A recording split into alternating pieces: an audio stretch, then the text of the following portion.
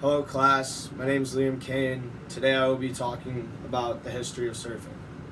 So surfing has been shuffling through pop culture recently, but it hasn't started any time recently. It actually dates back to the 1700s. And many people think that it originated in Hawaii, but it didn't. It originated in Tahiti.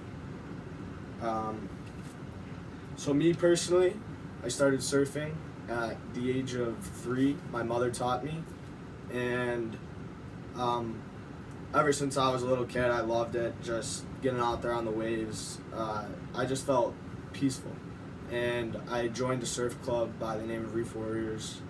It's a club in Lake Erie, so it's just a bunch of my buddies and a couple of some old guys that are still out there trying to get some reps in on the waves. So, in my speech, I'm going to be talking about where surfing originated, how the sport thrived in the 1900s, how World War II affected surfing, and how surfing brands started to come across, and some surf competitions. So, surfing originated, it was actually sought out by a captain that was traveling by ship, and he said that he saw Polynesian fishermen riding wooden planks using fishing poles to fish, and so they would go out, paddle out, and then they would ride the waves back in to shore when they caught their fish for the day. And I got that information from New York Times, Surfing: A History, written by Warshaw. Surfing migrated to Hawaii, and then when it got to Hawaii, it turned into a sport. Whole villages would clear when there would be big waves out. So if people weren't riding them, the moms, daughters, some dads, grandpas, grandmas, they would all go out and watch the people ride. And it grew all throughout Hawaii. And it was a big sport, late 1800s, early 1900s, and thanks to the man Duke Kanamakau, he brought the sport to the Australians, and from there the sport grew everywhere throughout the world. And I also got that information from New York Times, Surfing: A History, written by Warshaw. So Duke Kanamakau was deemed the father of surfing. He was an Olympic swimmer, and he was looked at as a hero.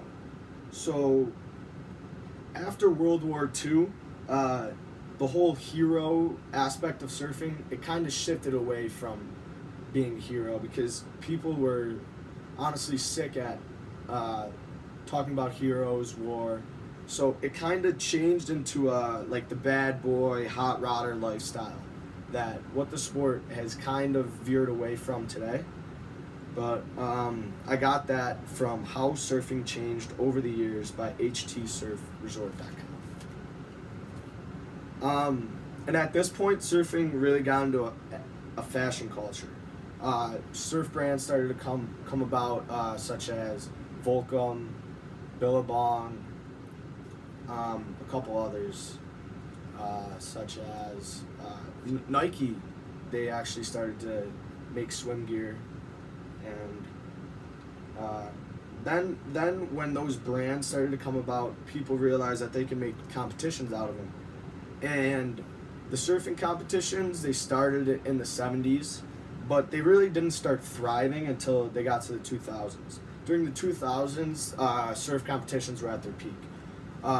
Beaches would be packed with people watching, and the brands were there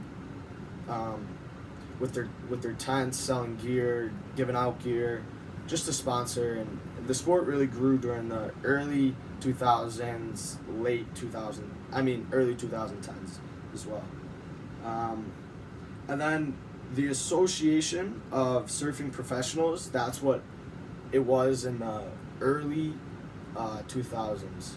That's when all the big competitions were going. And then in 2012, they rebranded and they are now known as the World Surfing League. And during this time, surfing started to get televised, and the sport grew even more.